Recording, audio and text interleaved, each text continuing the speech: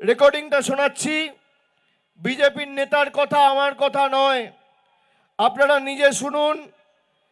দুধ কা দুধ, পানি কা পানি, কে সত্যি কথা বলছে আর কে মিথ্যে কথা বলছে। বিজেপির রাজ্য কমিটির মেম্বার সে ভাষণ দিয়ে বলছে যে লক্ষ্মীর ভান্ডার যারা পেয়েছে তাদেরকে বাড়িতে আটকে রাখতে হবে। শুনুন।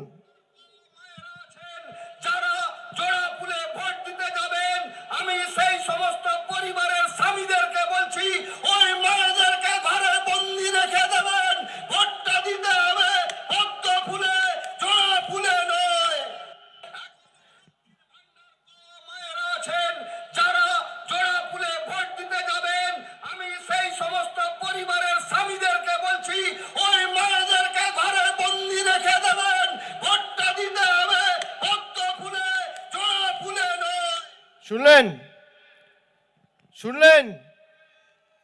এই বিজেপি আপনার লক্ষ্মীর ভান্ডার বন্ধ করতে চায়।